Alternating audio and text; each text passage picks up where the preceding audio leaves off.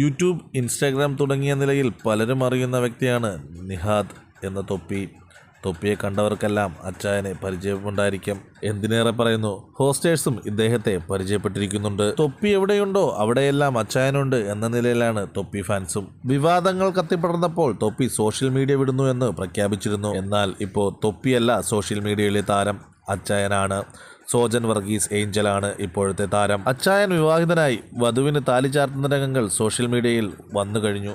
വിവാഹം സോഷ്യൽ മീഡിയയിൽ ചർച്ചയാവാനുള്ള പ്രധാന കാരണം തൊപ്പിയുമായുള്ള സൗഹൃദമോ അല്ല, അച്ചായൻ്റെ ഭാര്യയുടെ പ്രായമാണ്. വധുവിന് പ്രായം 25 വയസ്സ്. വധുവിന്റെ പ്രായം അച്ചായൻ തന്നെ വിവാഹ വീഡിയോയിൽ പ്രഖ്യാപിച്ചു കഴിഞ്ഞു. ക്ഷേത്രത്തിൽ നടന്ന താലികെട്ട് ചടങ്ങിൽ മതേതരത്വം നിറഞ്ഞു. ഇവിടെ ക്ഷേത്രനടയിൽ അച്ചായൻ വധുവിന് താലി ചാർത്തിയപ്പോൾ തൻ്റെ ഉറ്റ ചങ്ങാതിയായ തൊപ്പി എന്ന മുഹമ്മദ് നിഹാദും കൂടെയുണ്ടായിരുന്നു. ഇരുവർക്കും ആഹാരമെടുത്തു നൽകിയതും തൊപ്പി തന്നെയാണ്.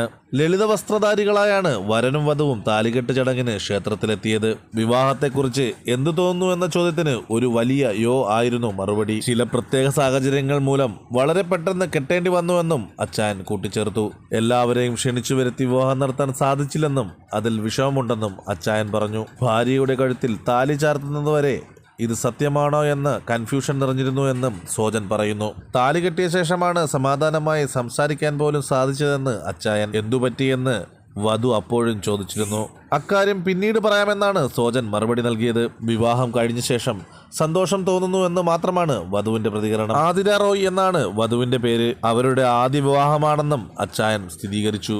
അപ്പോൾ അച്ചായന്റെ രണ്ടാമത്തെ വിവാഹമാണോ എന്ന ചോദ്യം തൊട്ടു പിന്നാലെ വന്നു. അതിന് മറുപടി അച്ചായൻ ഒരു കോമഡിയിൽ ഒതുക്കി. വിവാഹത്തിന് താല്പര്യമുണ്ട് എന്ന ആഗ്രഹം ആതിര തന്നോട് വന്ന് പറയുകയായിരുന്നു എന്ന് സോജൻ. അമ്മയെ നോക്കുന്ന ആളാണ് താൻ എന്ന കാര്യം ആതിര വളരെ അടുത്തുനിന്ന് തന്നെ മനസ്സിലാക്കിയിരുന്നു. അതുകൊണ്ട് വിവാഹകാര്യത്തിൽ രണ്ടാമതൊന്നും ആലോചിക്കേണ്ടി വന്നില്ല എന്ന് സോജൻ. വളരെ ബോൾഡായി ഇനി നമുക്ക് ഒന്നിച്ചു നടക്കാമെന്ന് പറഞ്ഞ നിമിഷം സർപ്രൈസ് ആയിരുന്നു എന്നും സോജൻ.